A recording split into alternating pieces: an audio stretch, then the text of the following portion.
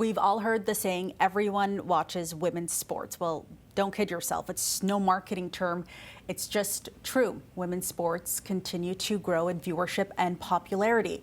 A new documentary, The Pitch, chronicles the creation of the Northern Super League, Canada's first women's professional soccer league. Joining us now in studio to talk more about the documentary is Canadian soccer legend and NSL founder Diana Matheson and the film's award-winning producer and director Michele Hozer. Both of you, welcome. Thank you so much for coming in today. Thanks for having us. Thank you. I want to start about documenting this journey here, allowing cameras to follow along for this historic moment. Diana, for you, it's been described as David and Goliath, a modern day story here. Walk us a little bit about why you decided to allow the cameras to follow you and Michele to be able to tell your story. Yeah, I mean, it was always on our radar when we started the project, Drive to Survive, and the story it told around F1 just let so many fans into the sport that hadn't been there before. So it had always been in the back of our mind.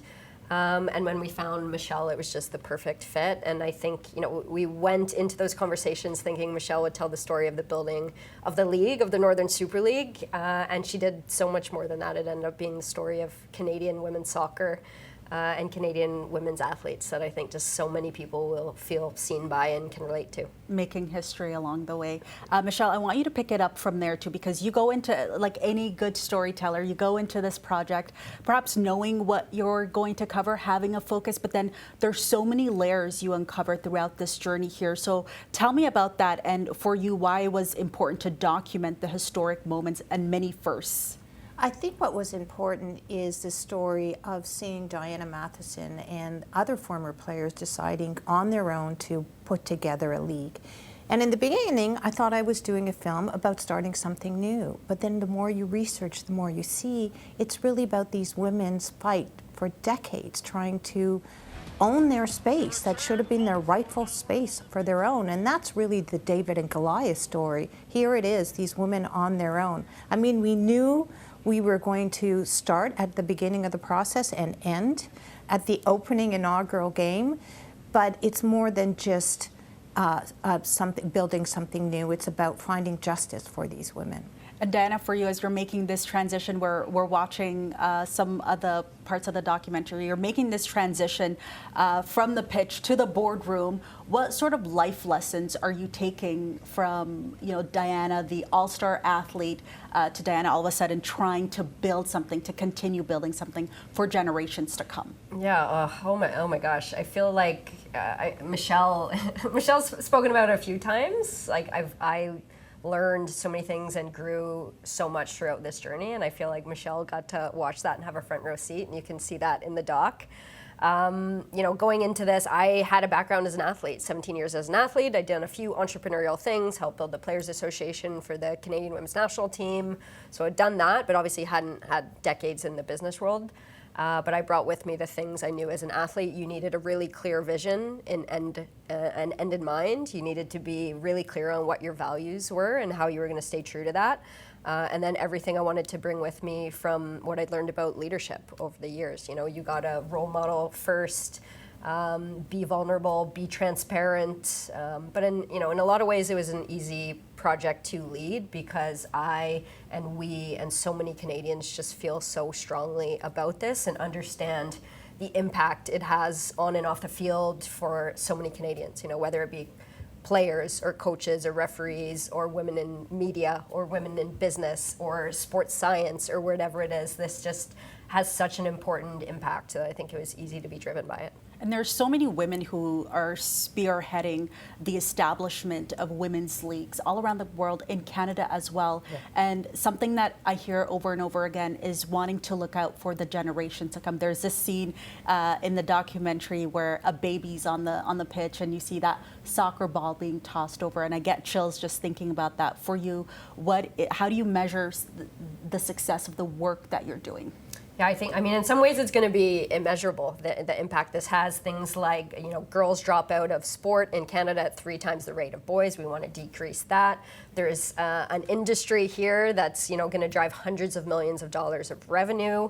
That's something we want to impact. But you said it, women's sport, it has this authenticity to it. I think it has the best parts of sport. It has, people can relate to it, I think, and that is because we have a common driver driving us, which is we want to leave the game better than we found it. We were excluded from spaces in the past. We want to make sport more accessible to more people, and there's such a community.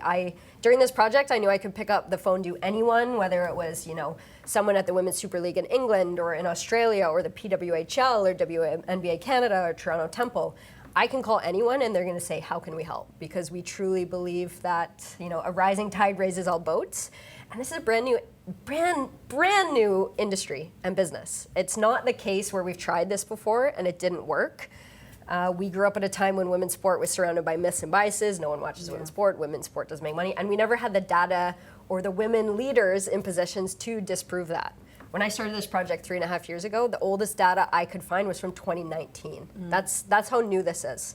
And now we're in a place where women's pro sport in Canada is like 2 years old, this industry. Women's sport is growing faster than men's sport, and Canada, we can be a world leader in this. We can be one of the 2 top countries in the world in a brand new industry that's growing exponentially fast. You're sending a strong message. Michele, I want to go back to something you said, because you're nodding as Dana is speaking here. There's a sense of familiarity for you as you're working on this project here as a filmmaker, right? You talk about having to prove yourself time and time again when not necessary. So it seems a bit more personal for you. So what was that like? Well, I think it's a universal story that women across all careers and all areas of the workforce feel, where you know your worth, you bring home the medals, and yet they still have to fight for what they get. You see it in the, as you say, we see babies on the field. Prior to that, for a women's athlete, you had to choose either you're going to be a mother or you're going to be a footballer. Why do we have to make that choice? And we know in other industries, other women also have that fear or have that pressure to choose between one or the other. And so it's a larger universal, story of equity that I think a lot of women can see themselves through Diana and through these women.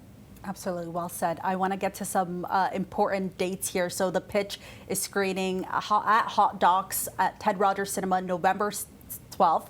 The documentary will also air on TVO in November. NSL final is on November 15th at BMO Field, and you can get tickets at nsl.ca. And we have a special view here, the cup that will be lifted for the very first time. Let's take a look. The Diana B. Matheson Cup. How incredible is this? Oh, a beauty. Yeah, I mean, that's pretty cool. That is something I didn't ask for, and league leadership and the board decided very graciously to name that cup after me. And you know what? I think it's honestly what this league is about. For a women's professional soccer trophy in this country that's going to be around for 100+ years to be named after a former player. I hope a lot of women athletes feel seen by that, and I cannot wait to see who lifts it for the first time on November 15th, our inaugural final. Be there. This is a once-in-a-lifetime opportunity. It's not coming back. You get to say you were at this final. And tip for those who are interested, I think if you get a group of 12 or more, you get inaugural collector's pin, which will not be available to everyone, for all those pin lovers out there. Groups of 12, let's go. I want to end with saying this: a legend documenting another legend, paving the way for more legends. Diana, Michele, thank you so much for being here with us. Thank you so much.